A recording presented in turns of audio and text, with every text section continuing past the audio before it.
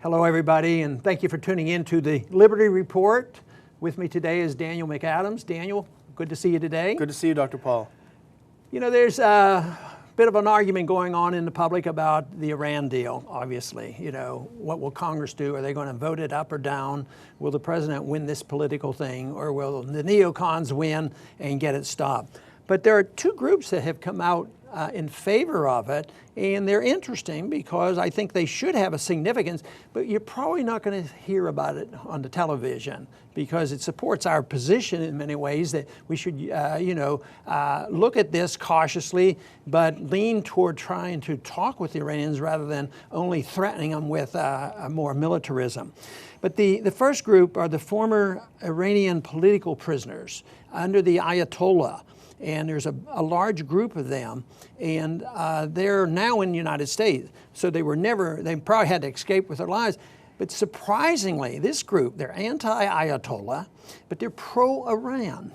And now they have come out, a significant number, and I want to read a short paragraph of their statement on this because they think that we should go with this and that there's no danger to them, there's no danger to their country, and they think it will be an improvement.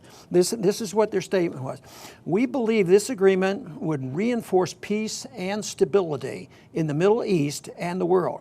It will help develop and foster a relationship between both the Iranian and the American people that will strongly benefit the interests of both nations. Furthermore, such an agreement will help counter the spread of terrorism within the region and around the world. And that's a pretty strong statement, and I happen to agree with this, but it seems like they'd have more credibility. I would think more Americans would listen to this and get a better understanding about this. Yeah, you can't write them off as Iranian agents or people like this. They, as you point out, they're people who were political prisoners and dissidents. So I don't want to put words in their mouth, but it seems to me from the words you read, they recognize what you've said all along, which is an agreement and a deal and getting rid of sanctions and getting rid of threats is the best way for two countries to grow together, to trade, to get along. And if there are changes that are going to be made, the influence certainly will come more from trade than from threats. Let's say we were in their situation and we were dissidents and we had to escape with our lives. But, even though a lot of people, once they get out and get to this country, most of them like to stay because we're still a lot better off than some of these other countries. But also there are people that if conditions were different, maybe they would move back, maybe there are opportunities. Maybe they would like to travel back. So from my viewpoint, what they're saying is they, from their viewpoint, would be better off in the relationship, with their country, and they would like that, and they also see this as a move toward peace in the Middle East. Well, if you look at some of their credentials, obviously most of them are well-educated, very accomplished people. They probably realize they would have a comparative advantage because knowing both systems, obviously knowing the language and things, it certainly would be beneficial for them in that way as well. How do you think the Bill Kristols of the world would write a letter off like this? Would you want to postulate on what you think they would say?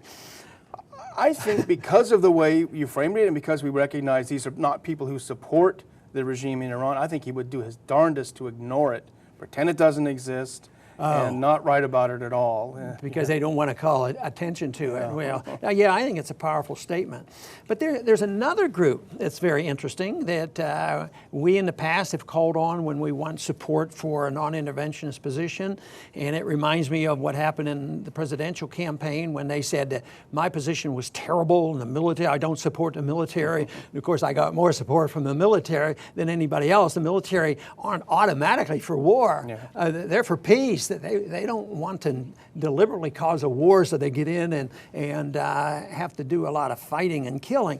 But there's now dozens of retired generals, admirals back the Iran nuclear deal. So this is interesting, and I imagine there are a couple credible military personnel now saying, which they have in the past, even over the past decade, you've had military people take a different position. But I doubt if you're going to see this on national television showing how the military are actually saying this is not going to endanger our national security. Indeed, and we should say thanks to antiwar.com from where we got both of these documents. They They provide a good service by finding these and putting them up. The argument of the admirals and generals is from a more national security argument, and I think they're trying to outflank the neocons by saying, in fact, this agreement will prevent them from getting a weapon. I'm not sure that'll work. I don't know that it will, but it's certainly from their perspective and their background in national security, they're saying our security would be better served from this agreement than by not having one. Yeah, and there's one other argument which is sort of, I consider, sort of a sick argument or a backup argument, because they say, okay, we should go ahead and do this because we know it's going to be a failure. And once we know it's a failure, we can get the world engaged in this big war that we're looking for. You've heard that argument, of course. Yeah, the neocons love that argument, but I think you prefer probably the argument that some of our Institute board members, Flint and Hillary Leverett, make, which is the deal is good because opening up to Iran is good, recognizing that it's a regional powerhouse, that there's an enormous amount of trade that can go on that would be beneficial to both sides, and that it's just simply the right thing to do rather than couching it in these terms that they'll get a bomb or there'll be a war. What I find troubling is some of the people arguing for the agreement say what the neocons say, which is without an agreement, there's going to be war.